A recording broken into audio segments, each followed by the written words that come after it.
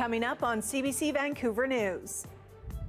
As we walked around the campus, I looked at my children and realized we can't send our kids to that school. Why some New Westminster parents are worried about a plan to temporarily move students to Burnaby.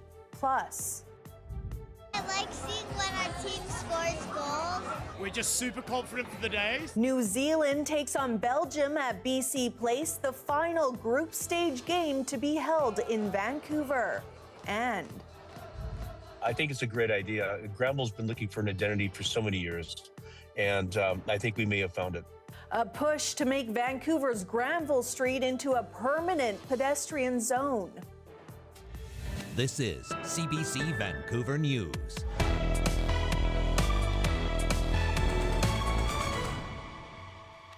Hello, I'm Janella Hamilton. Thanks for joining us. We begin in New Westminster, where the decision to temporarily move some students to a Burnaby school is receiving pushback from parents. It's part of a redevelopment plan to turn the site of an elementary school into a 2,300-seat campus. But as Sarab Sandhu reports, parents say the plan presents logistical challenges and safety concerns. This elementary school is set to be demolished at the end of the next school year. The school board says the students would be moved to Stride Avenue Community School in Burnaby for several years, but some parents are not happy with the plan.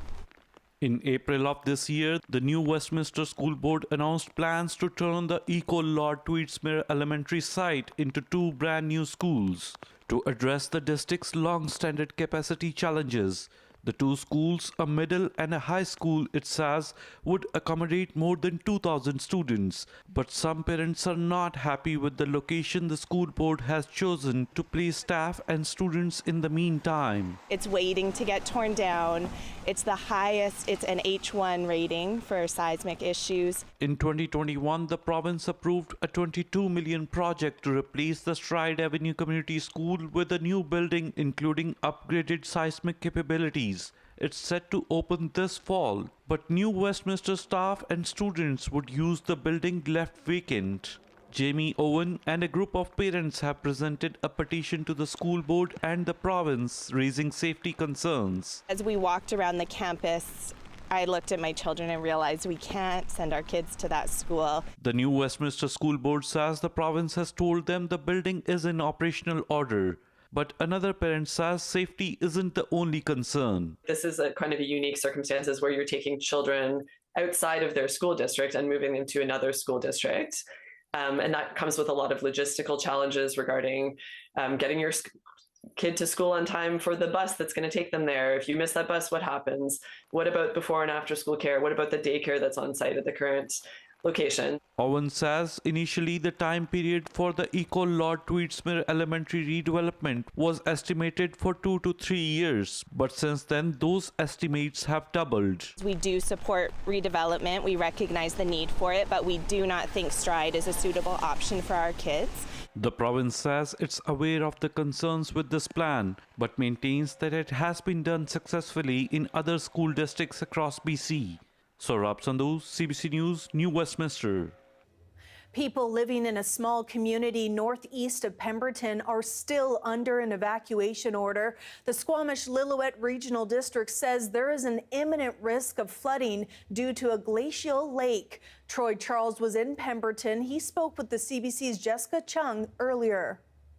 Off in the distance behind me here in the mountains is the Place Glacier Group, and up there is the Place Glacier, and it has a lake next to it. And in the early summer, that glacier melts, it fills up that lake to the point where it eventually bursts and then comes hurling down the mountain, and that is what's causing the flooding risk for these communities in near Birkin.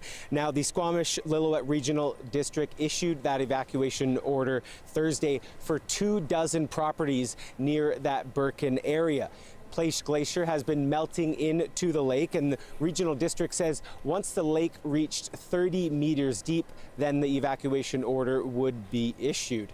Now, these residents had been on evacuation alert for almost 3 weeks, waiting for that order to come, and then that did happen yesterday. Now, there are sensors and cameras set up on the glacier near the lake to monitor things, but one geography professor says those cameras and sensors, they help, but there are still many unknowns. We don't know what the bed of the glacier is like at high resolution. We have some understanding based on radar surveys that were completed with the Geological Survey of Canada, but there's a lot of unknowns. And so out of an abundance of caution, when a lake gets to this size and this depth, it really is, it can be quite a flood hazard. Yeah, definitely a concern for the residents there. But I mean, this isn't a new issue for these communities, is it? Yeah, exactly, Jess. Now, this is the third year in a row this lake outburst is expected. Last year in 2025, when the lake reached 24 meters, it burst in June, causing flooding events. And then in 2024, it burst in July, and experts say that year it sent 100,000 cubic meters of debris crashing down the mountain. So tough times for these residents as they continue this waiting game, as they were waiting for this evacuation order. That has come. Now they're waiting to see if and when this lake eventually does burst, and then what kind of flooding impacts that will have. So continued tense times for the residents in the Birkin area just north of Pemberton. The Granville Street pedestrian zone will remain car-free throughout the World Cup tournament, but would you like to see it stay that way? As Janella Hamilton reports, there are growing calls to make it permanent. This stretch of Granville Street is a pedestrian zone for now, close to buses and cars through the World Cup. But one group has plans to keep it this way for good. With 7 matches being played in Vancouver, the Men's World Cup has resulted in making 5 blocks of Granville, from West Georgia to Davie, mostly closed to vehicles since June 11. In its place, patios, installations, and live music.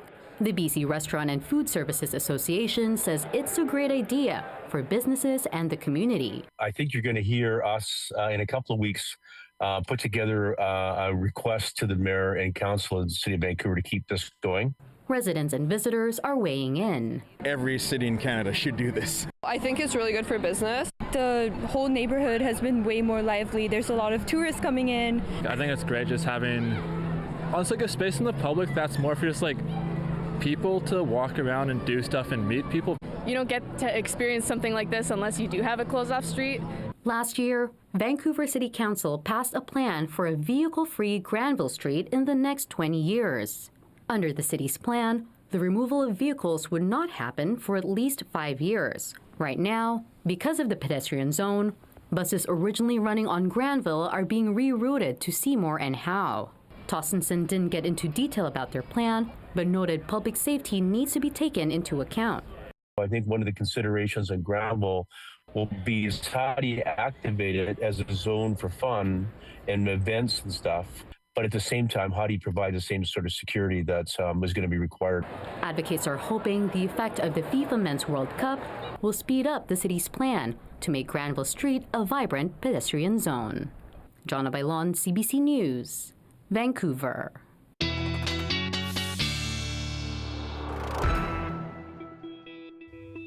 Well, Steve, for those out on Granville Street this weekend, what sort of weather is in store? Well, Janella, we can expect a pretty rainy weekend ahead of us here in Metro Vancouver and pretty much all of the province. We can see that these systems bringing precipitation to large parts of the province over the course of the weekend, with the chance of showers that persists into Monday as well. So we're definitely in for a stretch of some rainier weather here in BC, and that actually has had quite the impact on the fire danger here in British Columbia. We can see large parts of the coast and Vancouver Island now under low fire danger rating, which is quite the change from just a couple days ago. But we do have rain and risk of thunderstorms in the forecast. We'll get into that and the 5-day coming up later in the show. Thanks, Steve. Some Richmond residents and religious leaders are raising concerns about the lack of dedicated space to honor their late loved ones. As Stephen Chua reports, that may change as the city considers building a memorial garden. This is Richmond's highway to heaven. On this one road, there are over 20 different places of worship from different faiths. Sikh gurdwaras, Buddhist temples, Christian churches, all side by side. Many of them spend a lot of time thinking about the afterlife, but there's never been a public place for them to bury their dead or scatter their ashes in the city. And there's a simple reason why. Richmond is below ocean level, so you can't bury into the water table. As more and more people opt for cremation, it's a reality some residents say they want to change. My wish will be to have my ashes scattered along the Fraser River at a suitable place in Richmond. Approximately 84% people choosing cremation in Richmond and 15% choosing burial. As a result, the city is considering a memorial garden to store and disperse the ashes of loved ones. They've been talking about it on and off for over 20 years. So what's different this time? The results are stronger than ever. People, when you talk to them about the concept, they believe it is time. Brody is referring to a recent city survey presented to council on June 8th. It found over 65% of respondents supported the creation of a memorial garden. What the garden will look like is still up for debate, and members of different faith groups have ideas of what they want. Our community would like to have a place alongside river, on the riverbank, where they can dispose the ashes of their loved ones. I think that they could offer is some chapel space, a multi-denominational chapel space that people could gather to have small services. The mayor says it's too early to give details on what the memorial garden will look like, where it will be, or where the money will come from. But Richmond may consider a place by the Fraser River. Back in 2014, the city thought about turning a waterside park, Woodward's Landing, into a memorial garden. But that idea got put on the shelf. However, there might be more of an incentive to get things going this time. Baby boomers are, we're hitting 80 pretty quick here, and there's a lot of members in the community that are saying to staff and council, I want to be buried here. Stephen Chua, CBC News, Richmond.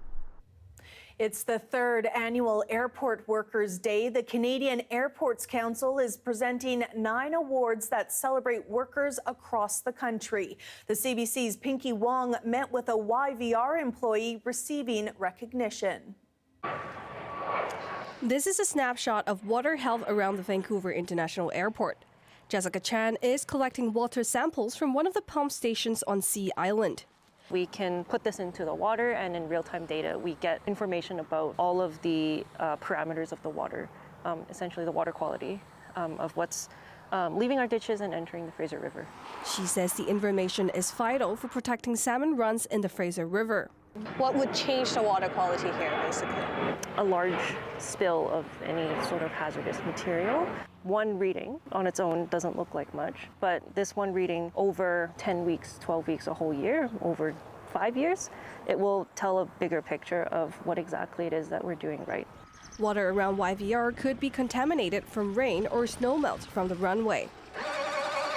This gives us the ability to, on a 24-hour basis, monitor the water quality during snow operations, during de-icing operations, and then we get to know whether or not we're seeing any impacts that might be happening.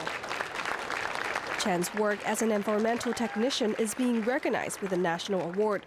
Her work strengthened YVR's water quality monitoring programs. This commitment to protecting the environment helps YVR meet our commitment as a salmon safe certified organization. So proud of her. The work that she's done over the last 4 years really has been above and beyond. She describes aviation as a team sport as YVR uplift 28,000 people working across Sea Island. What you see when you move through as a passenger is really the tip of the iceberg, but what my team does is ensure that that whole journey is done in a way that protects the air, the land, and the water. Chan hopes her work will continue to improve airport operations and protect the ecosystem around YVR. Pinky Wong, CBC News, Richmond. The NHL draft is here and the pick is in for the Vancouver Canucks. Who's the new kid? We'll tell you after the break.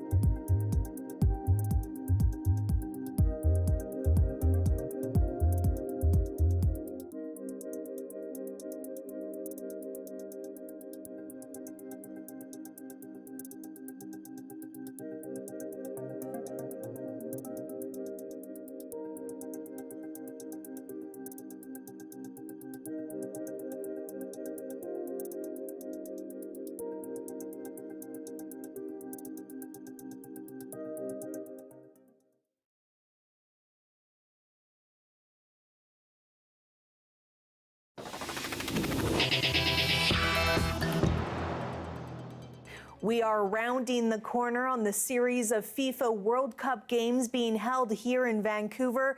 Tonight's match at BC Place will see New Zealand face Belgium. Neither team has won a match so far, but this game does have major implications. The CBC's Dan Burritt joins us with more on that and how fans are feeling. Dan, first of all, where are you? We're in Belgium Central at the American Bar and Hotel here on Main Street. I'm with Jacob Van Mierlo. He is with Belgium in BC. He's been kind of a spokesperson for Belgian fans for a number of World Cups now. First of all, this is a significant game for both teams. How significant is it for Belgium? Well, I think it's the most important game we're going to play in the World Cup at this point. We are on third place. We got 2 points in. If we don't win this, we might go home, and then this is what we call the golden generation again. So we have to win this against New Zealand. And in terms of the fans here, I understand you've got about 300 people expected maybe rotating through here. What's it like being with all these Belgian fans at the World Cup? It is very fun to see the Belgian community living up here in Vancouver, to see my hometown, and then everyone flying in, be here, be in the stadium. So it's one of the best things you can ever imagine. It's a once in a lifetime. Absolutely. Jacob, thanks very much for your time. for New Zealand that they play. Kickoff is tonight at 8 o'clock. There will be a march by the Belgians just after 6 o'clock near Science World. New Zealand, their fate is kind of out of their hands. They have to try to win against Belgium today, against some of those big strikers, Kevin De Bruyne and Lukaku, but they also have to hope that Iran beats Egypt. They could slip in as one of the top three of one of 8 best third-place teams, but part of that is out of their hands right now. You can hear the Belgians, and they're very, very hopeful that some of that sluggish offense will get going, and they'll be able to win this game. Kickoff at 8. Thanks so much, Dan. That's the CBC's Dan Burrett reporting. Team Canada is back on the practice pitch ahead of their knockout stage matchup against South Africa on Sunday. It'll be the first time Canada's men's soccer team will play in a win or go home game at the World Cup. I mean, the goal was to make it out of the group, and we've never done that before. So I think we all are super proud about that, and now it's about taking each game one at a time and going out there and seeing what we can do in this tournament. I think we can do special things, and it all starts with this next match. It's just been over the last 2 years. We've been in 2 tournaments together, so we've done Copa together, we did Gold Cup as well. So I think it's just growing together and, failing together, succeeding together. I think all those things kind of grew together to put us in the position that we're in now to head into a knockout game at a World Cup. This will be the team's first game outside of Canada as the tournament takes them to Los Angeles. Canada finished the group stage with a loss against Switzerland. The team is staying tight-lipped about whether star Alphonso Davies will suit up. He's missed all 3 matches due to a hamstring injury. It's draft day in the NHL, and the Vancouver Canucks had the 3rd overall selection. And with that pick, they selected who they hope will be the next cornerstone of the franchise. With the overall 3rd pick for the 2026 pick is Caleb Malhotra. Let's go! Go Canucks, go! Vancouver-born actress Kobe Smulders making the pick. Caleb Malhotra is joining the team where the head coach is his dad, Manny Malhotra. Caleb, just like his dad, is a centerman. He is committed to Boston University for next season. January is back in full force with rain falling across much of the lower mainland. Steve Jung has your full BC-wide weather forecast when we return.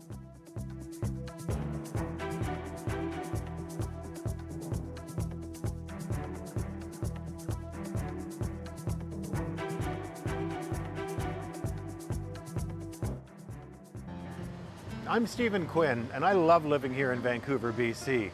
It's a city with world-renowned beauty, but it's not all sunshine and rainbows. In our new daily podcast, This is Vancouver, we're exploring the diverse range of issues and stories in the city, the good, the bad, and everything in between, as told by the people who live it every day. Don't miss This is Vancouver, available wherever you get your podcasts, and I'll talk to you soon.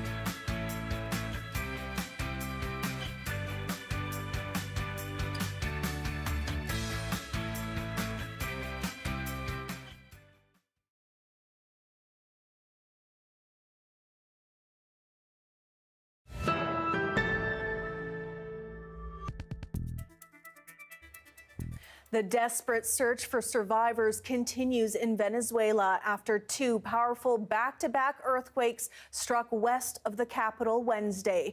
The government says the number of dead has risen to more than 900, with over 3,000 injured. Teams from around the world are arriving to help with rescue efforts. Journalist Cody Weddle has the latest. Once again, the focus has been on getting access to these people who are believed to be trapped under these piles of rubble. We have heard experts talk about a 72-hour window of opportunity. After that point, anybody trapped under these piles of rubble is very unlikely to survive. The good news is we know that some international rescue groups have started to arrive in the country. So the hope here is that with the manpower and the heavy machinery that they bring along with them, they will be able to get access to those folks. And we know there are people still trapped under this debris because we have heard them crying out for help. And some people have already been pulled out alive from these piles of debris. Another concern for so many people is that this earthquake damaged so much of the infrastructure. They are afraid to go back in their homes. Their homes or apartment buildings have visible cracks in them. So they're afraid to go back into their houses, and many people are even sleeping on the streets in tents nearby their homes or even in public parks and plazas. We know the government has opened shelters around the country in public schools and public buildings for those people who need access to a shelter. Another concern are the hospitals and the clinics. They were already going through a bad state before this. We know there are shortages of medicines. Many of the clinics are already filling up, especially in the coastal town of La Guaira. Most patients are now being transported to the capital of Caracas.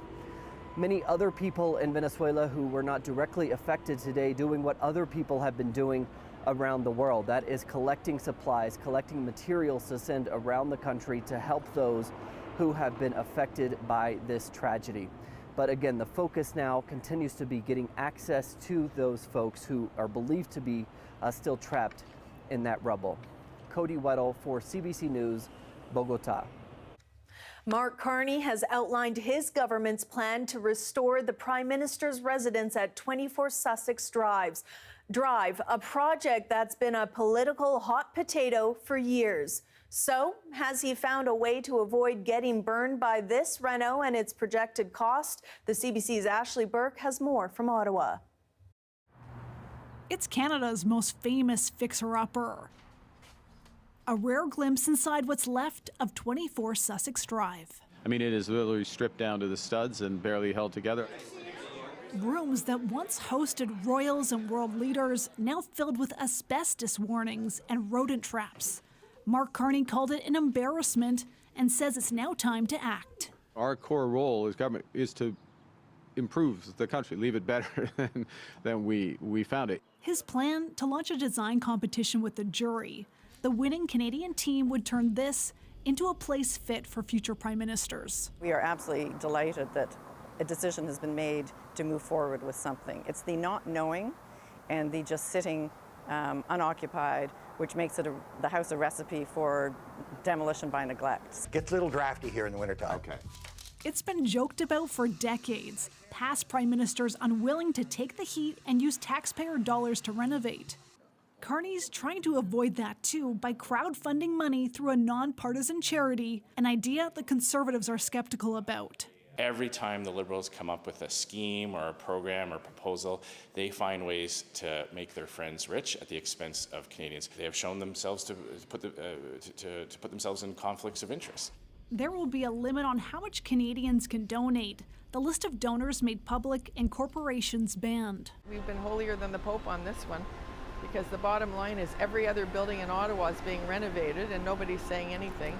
And the Prime Minister's residence has had rats in it and asbestos, and we've done nothing. The winner of the design competition will be selected by July 1st, 2027, but it's unclear when the construction would actually start. Carney says he won't be living here, but he's doing this work so that future prime ministers can. Ashley Burke, CBC News, Ottawa. A new study shows wait times in emergency rooms across Canada have been getting even longer. And for patients who need to be admitted, those delays can stretch for days. Jennifer Lagrassa shows us the latest data and what's behind the backlog. Days after undergoing surgery for cancer last year, Amy Fitzgerald's 75-year-old father, Reginald, landed in a St. John's ER with complications. What unfolded next was a nearly 14-hour wait for him to get admitted. After that experience, I would be scared, to death to have to go to an ER with someone who was that sick. According to a new report, that's all too common across the country. The length of time they're spending in the emergency department has increased. Of 14.8 million ER visits in Canada between 2024 and 2025, 50% saw patients spend 4 hours or less waiting. 40% went 5 to 14 hours, and 10% involved wait times of more than 14 hours. Across the board, though, all hospital emergency departments are facing these sorts of pressures. When it comes to hospital admissions, 10% involved an ER wait time of 48 hours or more before an inpatient bed was available. That's 12 hours longer than 2018-2019. There are more sick patients coming to the emergency department who are more complex. Experts blame a long list of factors for these delays, like more older patients with a range of chronic conditions and broader system-wide issues, like a shortage of family doctors and long-term care beds, as well as long waits for tests and scans. This emergency room doctor worries about his patients. This is not just an inconvenience. This is really a matter of life and death. That fear, he says, is backed up by research showing patients who wait in the ER for care face a greater risk of dying. Where we are right now is not the natural order of things. Doctors say things can improve, but that starts with more resources and more healthcare workers. Jennifer Lagrassa, CBC News, Windsor, Ontario. From laptops to gaming consoles, electronics are suddenly getting a whole lot more expensive. The CBC's Rukhsar Ali now on a possible culprit behind the surge in prices.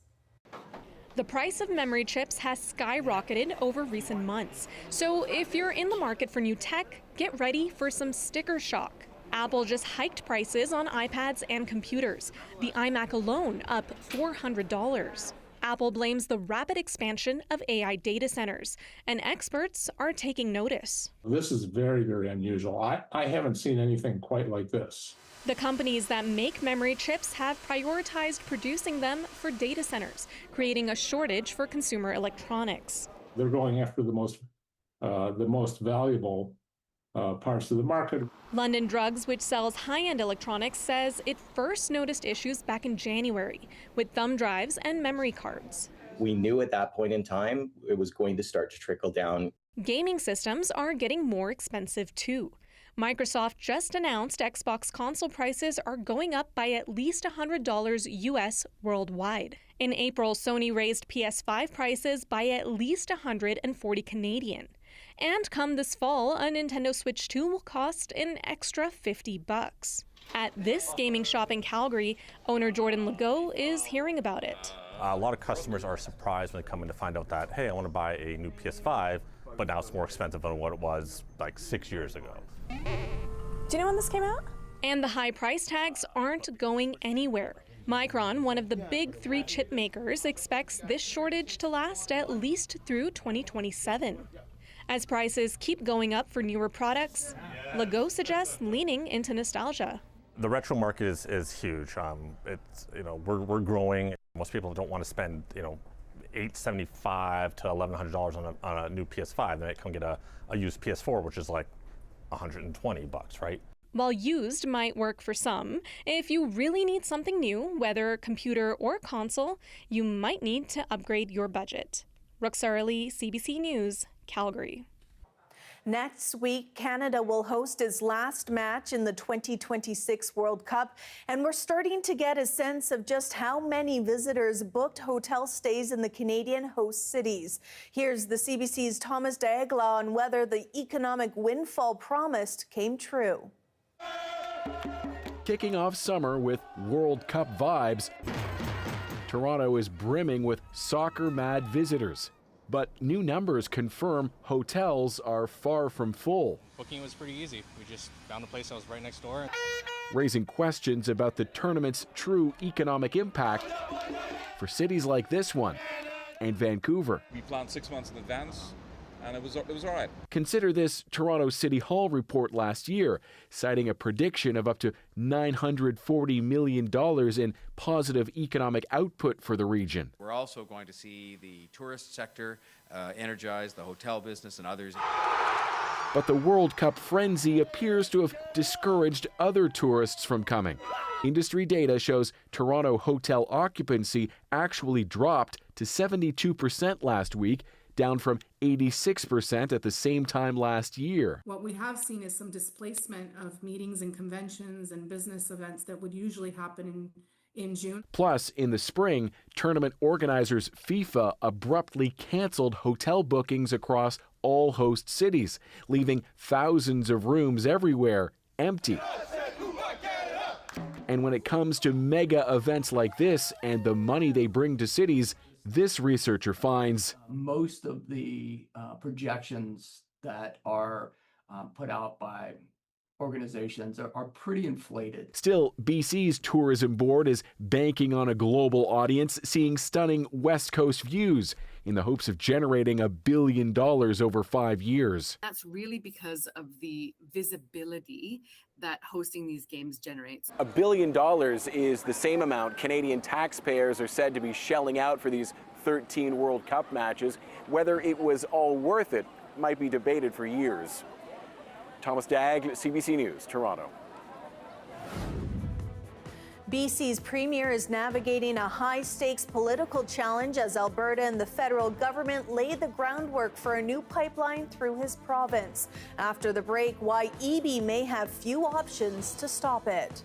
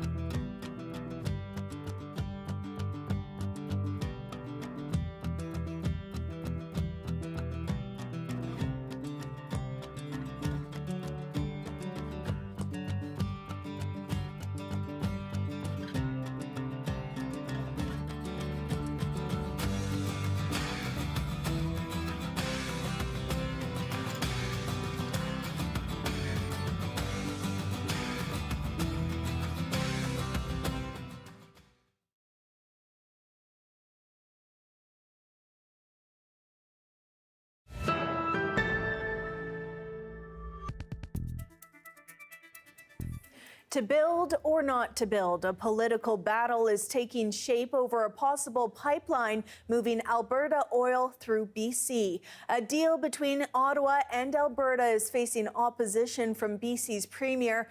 But as Katie DeRosa tells us, David Eby's options to stop the pipeline seem to be pretty limited. I'm in Victoria, British Columbia, outside the legislature, where decisions are usually made about things that happen in BC. But right now, that doesn't include a proposed oil pipeline to the West Coast that Alberta and the federal government have signed a deal on. Premier David Eby says BC has been left out of the conversation. So what can he do about it? First, here's a reminder of what's being floated. Alberta Premier Danielle Smith and Prime Minister Mark Carney signed an MOU in November, which laid the groundwork for a new bitumen pipeline to carry oil from Alberta across BC. This is a really great day for Albertans. In the months since, there's been a frenzy of momentum between Alberta and the federal government and frustration for BC's premier. This country cannot work if separatist premiers, others get all of the attention of the federal government. Danielle Smith says BC's premier cannot stand in the way of a project that could benefit the whole country. And her government is proposing several possible pipeline routes through BC. So where does Eby stand? The premier has been clear. He's against any oil pipeline to BC's north coast, which would require Ottawa to lift the tanker ban put in place in 2019. Developing our economy has to go hand in hand with environmental protection for the next generation, including the North Coast tanker ban. That is crucially important for British Columbians. It's a position shared by many coastal First Nations, prompting a public conversation about another route, one that mirrors the existing Trans Mountain Pipeline, also called the TMX. But it's something Eby has remained mum on. Simply, are you against any oil pipeline to BC's coast, period? Katie, the focus that we have as a province is on projects that have investors, are in environmental assessment, are going to be delivered to grow the Canadian economy. I know Alberta has its focus. To me, the Southern Pipeline is just a gimme. Former BC Premier Christy Clark says Eby's vague position is a turnoff to investors. She says the Premier cannot get the best deal for BC if he's not willing to say what kind of pipeline he could support. David Eby has a chance to tag along with that by simply trying to be cooperative, and instead he's standing in the way of it. And I think it's a real tragedy for the country. To suggest the Premier's against pipelines is laughable. Jeff Meggs was the chief of staff for former Premier John Horgan. He says Eby's position has had to evolve over time as he tries to promote BC's other major resource projects, which Eby doesn't want jeopardized. What I think is hard for him is to communicate his commitment to some of these enormous projects that are at least as big as this pipeline would be if it's ever built. BC's First Nations leaders say they're also owed meaningful consultation for any plans on their traditional territory. Robert Phillips with the BC First Nations Leadership Council says Eby has a role in pushing for that. With the Premier, with the Prime Minister, we all sitting down together, have that dialogue, make sure it's informed. Eby has been definitive on one point. If the pipeline is pushed through by Ottawa, he won't fight it in court. He knows that's a losing strategy, one tried against the TMX pipeline. You'll recall that John Horgan was elected on a promise to use every tool in the toolbox to try to stop TMX, and David Eby was a big part of that. Eby was Attorney General at the time when BC lost in the Supreme Court of Canada and the pipeline from Edmonton to Vancouver went ahead. The Prime Minister has all the authorities he needs, just like the last one, to run a pipeline through British Columbia over provincial objections. But Eby also risks losing support if he's at odds with the public. A new BC Conservative leader is positioning herself as a strong supporter of Premier Smith's proposal. And new polling shows attitudes in the province about the project are shifting too. An Angus Reid poll from November shows just over half of British Columbians are in favor of an oil pipeline to BC. But more than a third of those surveyed want to keep the tanker ban in place. A far from settled response that Eby may be trying to navigate. Mario Canseco, a pollster at Research Co., says that could hurt him in the end. Hasn't been a definitive no. It hasn't been a yes in the sense of embracing what the Carney government is trying to do with Daniel Smith in Alberta. It's a delicate balance in that sense. Tacit support for an oil pipeline could anger the BC NDP's environmental wing at a time when EB's approval ratings are declining, something the BC Green Party leader may be trying to leverage. I'm deeply concerned that British Columbians and our coastline is being used as a political bargaining chip right now. As for whether the Premier has any other hands to play in shaping the future of an oil pipeline through this province, EB is giving little else away.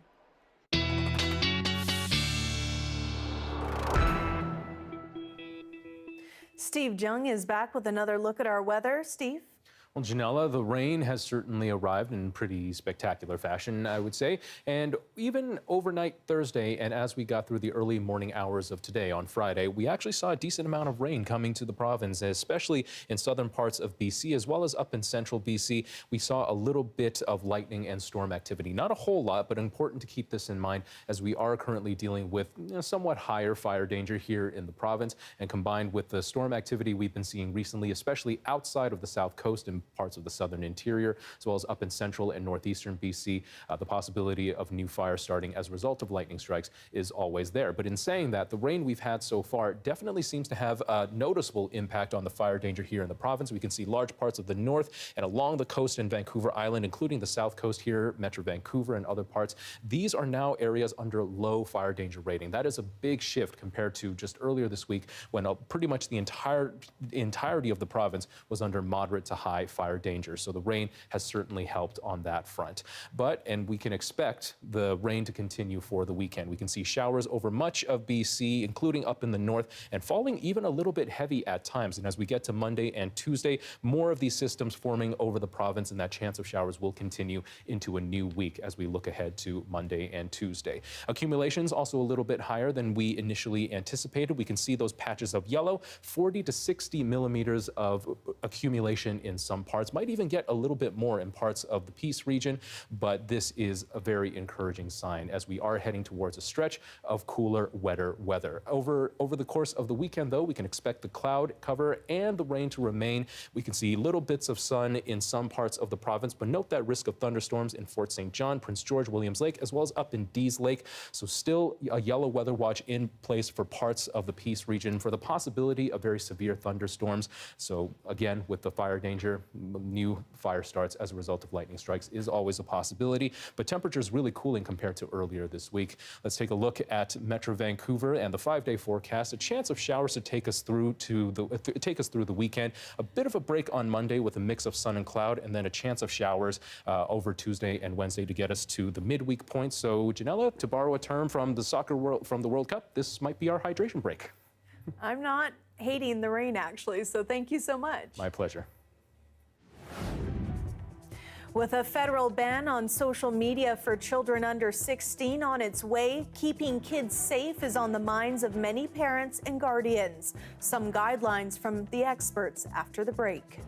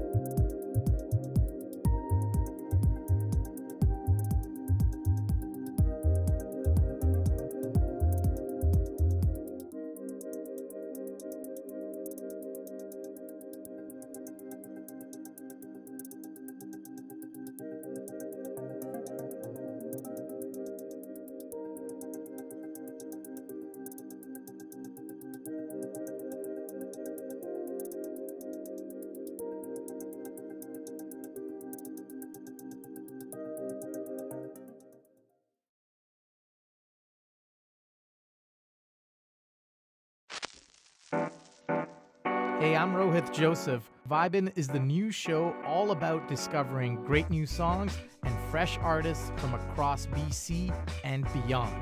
Stream Vibin' on CBC Listen. Hi, I'm Amy Bell, and this is your CBC Inbox. This Saturday, join CBC as the Vancouver Bandits take the court for Filipino Heritage Night. Take your shot against Michelle Elliott at the Bandits Backyard Barbecue and win CBC swag. And celebrate the soccer spirit with CBC. We've transformed the CBC Outdoor Plaza into the ultimate pre-game hub featuring music, prizes, and global flavors. Full schedule at cbc.ca/homepitch.